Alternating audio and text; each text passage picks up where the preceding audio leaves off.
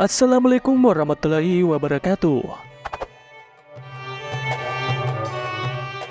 Usia Abu Thalib kala itu sudah mencapai lebih dari 80 tahun. Usianya telah memakan tiap energi kehidupannya.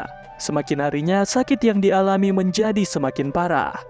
Dalam hadis riwayat Al-Bukhari dari Sa'id bin Al-Musayyib, disebutkan bahwa ketika Abu Thalib dalam keadaan sekarat, Nabi Muhammad datang mengunjunginya. Di waktu yang sama, di sisi Abu Thalib sudah ada Abu Jahal. Nabi Muhammad berkata pada pamannya, "Wahai pamanku, ucapkan la ilaha illallah, kalimat yang nantinya akan kujadikan hujjah untuk membelamu kelak di hadapan Allah." Namun Abu Jahal dan Abdullah bin Abi Umayyah menyahut, Ya Abu Thalib, sudah bencikah engkau terhadap agama Abdul Muthalib? Keduanya terus mendesaknya dan mengulangi kata tersebut. Hingga kalimat terakhir yang diucapkan Abu Thalib di hadapan mereka adalah, "Aku masih dalam agama Abdul Muthalib." Setelah kejadian itu, Rasulullah SAW berkata, "Sungguh, aku akan memintakan ampunan untukmu selama aku tidak dilarang melakukannya." Tetapi kemudian turunlah ayat, "Tiada sepatutnya bagi Nabi dan orang-orang yang beriman memintakan ampun kepada Allah bagi orang-orang yang musyrik, walaupun orang-orang musyrik itu adalah kaum kerabatnya. Sudah jelas bagi mereka bahwasanya orang-orang musyrik itu adalah penghuni neraka jahanam." Quran Surah At-Taubah ayat 113.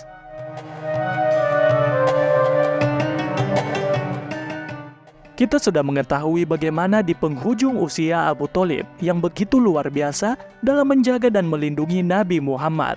Dia adalah benteng tempat dakwah Islamiyah berlindung dari serangan para kafir yang membenci Rasulullah SAW.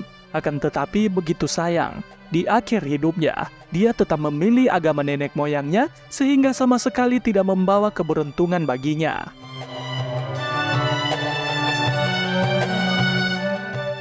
Disebutkan juga dalam hadis Al-Bukhari dari Abbas bin Abdul Muthalib, paman Nabi Abbas berkata kepada Nabi Muhammad, "Apa balasan yang engkau berikan pada pamanmu atas jasanya kepadamu? Sesungguhnya dahulu dialah yang melindungimu dan berkorban untukmu." Rasulullah bersabda, "Dia berada di neraka paling ringan.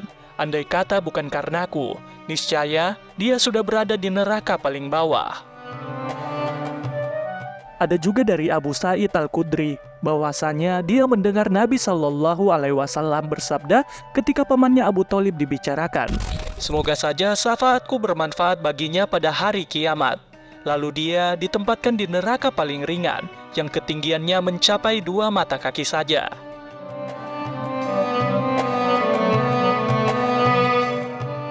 Setelah Rasulullah kehilangan paman yang begitu sayang pada beliau, selang beberapa bulan saja, Ummul Mukminin Khadijah Al-Kubra juga berpulang ke rahmatullah. Dia meninggal tepatnya pada bulan Ramadan tahun ke-10 kenabian dalam usia 65 tahun. Sosok Khadijah merupakan nikmat Allah yang paling besar bagi Rasulullah SAW.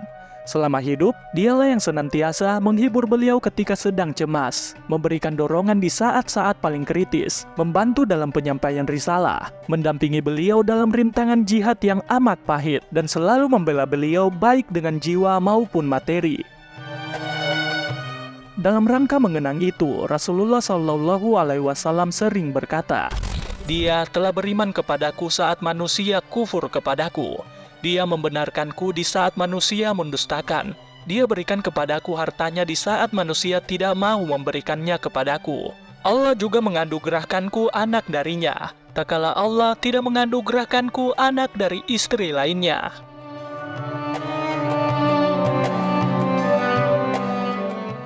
Kehilangan 2 orang terbaik yang menjadi pendukung paling berjasa dalam membantu berkembangnya dakwah Islamiyah di zaman itu membuat rasa sedih dan pilu mengiris hati Rasulullah SAW. Bagaimana tidak, para kafir Quraisy yang beranggapan kalau Nabi Muhammad sudah tidak memiliki pelindung dalam menyampaikan dakwahnya, kini secara terbuka menyiksa dan menyakiti manusia yang sangat mulia. Maka bertambahlah kesedihan demi kesedihan yang dialami Rasulullah SAW yang membuat beliau hampir putus asa untuk mendakwahi mereka. Oleh karena itu, beliau pergi ke kota Taif bersama anak angkatnya Sa'id bin Haritsah dengan harapan penduduknya mau menerima risalah yang disampaikan, melindungi dan menolong beliau melawan perlakuan kafir Quraisy. Namun, yang didapatkan oleh Rasulullah di sana adalah perlakuan yang sama, bahkan lebih sadis dari yang dilakukan oleh kaum Quraisy.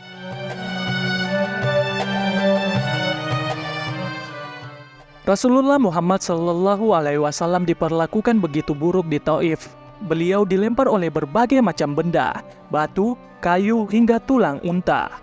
Beliau berlari dan keluar dari kota Taif bersembunyi dari orang-orang yang melemparnya.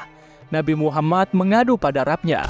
"Kepada Engkau aku mengadu, kelemahan diriku yang tidak berdaya. Engkaulah satu-satunya Tuhan yang menolong orang yang lemah." Saat itu juga, datanglah malaikat penjaga gunung dan berkata, Tunjuklah gunung yang paling besar ya Muhammad. Akan kutimpakan kepada mereka. Tetapi pada dasarnya Rasulullah tidak menaruh dendam pada mereka. Nabi Muhammad menjawab, "Ya Allah, keluarkanlah dari tulang sulbi mereka anak cucu yang akan menyembah Engkau dan tidak akan mempersekutukan Engkau dengan siapapun." Ucapan beliau ini dikabulkan oleh Allah Subhanahu wa Ta'ala, di mana sampai saat ini kota Taif telah beriman kepada Allah.